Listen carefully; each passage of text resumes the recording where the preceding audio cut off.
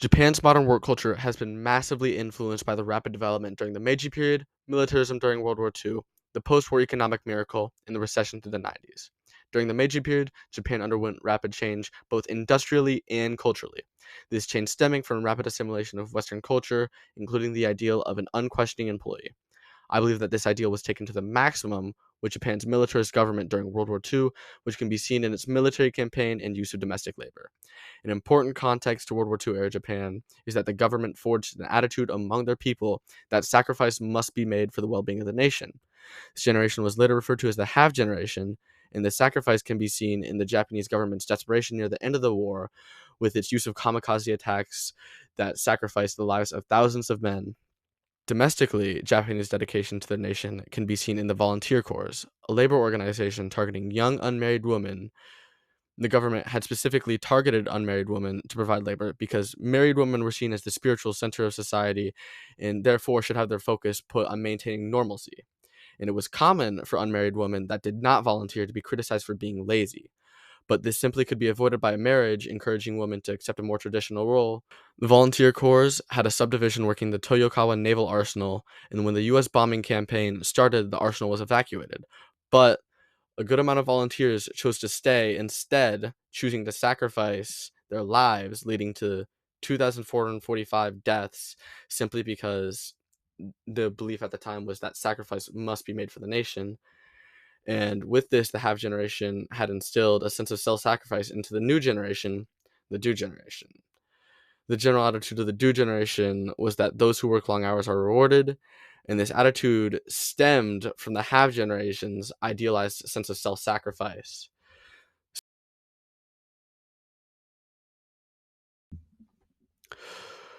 As World War II ended, the Japanese effort shifted towards rebuilding the nation, and with support from the West, an economic miracle occurred.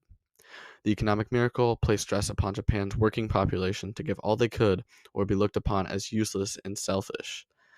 The pressure put on workers stems from collectivist ideals that had been taken to a toxic extent by Japan's militarist government during World War II. These ideals being accepting death compared to surrender. This ideal stemmed from the Meiji period with the belief that surrender would bring dishonor to a samurai's entire family.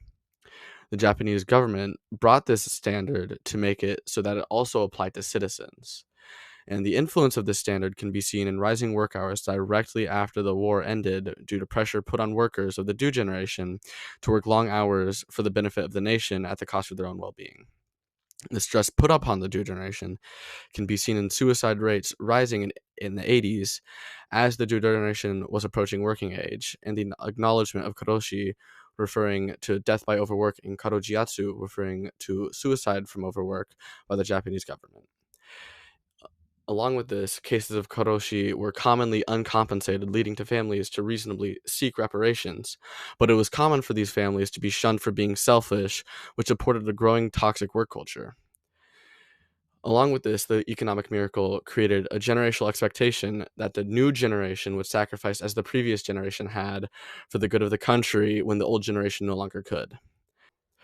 And through the economic miracle, the Japanese economy was rivaling the US economy, motivating the continuation of the economic miracle to the top. So eventually, when the economic bubble popped, it was disastrous and it completely contradicted the belief of the Do generation that those who put in long hours are rewarded, as the hard work that the entirety of Japan's workforce had put in had just been punished by a decade long recession.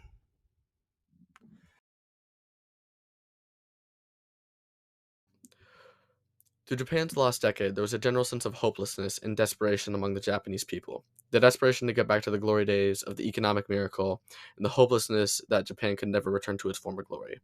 This desperation led to an increase in working hours among those that kept their jobs, along with cases of karoshi increasing, but the vast majority going uncompensated, meaning there was no worthwhile pushback against working conditions that led to the deaths of many Japanese workers.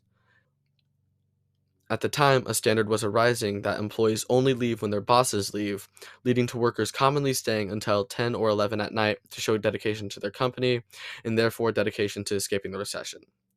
The rising work hours led to an increased familial dissonance due to the mother being the only parent present in the lives of her children, with the father being completely absent 6 days out of the week, slaving away to provide for his family, and frequently being invited to corporate trips that he is almost mandated to go on, and if there is no corporate trip, he is dead tired trying to recover for the week of work ahead of him.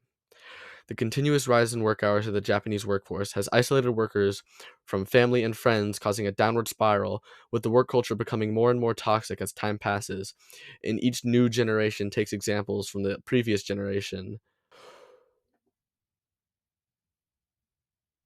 Another example of Japan's toxic work culture is shukatsu, a period of time in which all major corporations in Japan start hiring that aligns with college graduation.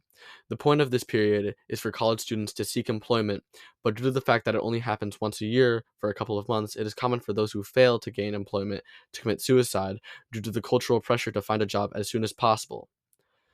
Along with the Japanese culture being very collectivist, there's a stigma for unemployed persons in Japan due to the belief that if one has failed to become employed, they are a failure to their family and to society because they have failed to provide any economic value to the society. This is a stigma to the point where there's a slang term referring to these kinds of people, NEET, meaning not in education, employment, or training. This pressure to be useful to society has caused a very toxic environment in Japan that marks people as parasites on the rest of society.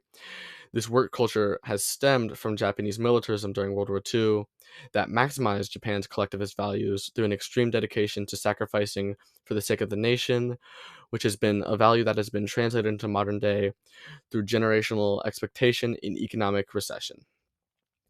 Japan's modern work culture has been negatively influenced by its militarist government through World War II into a workaholic rat race to provide as much value to society as possible.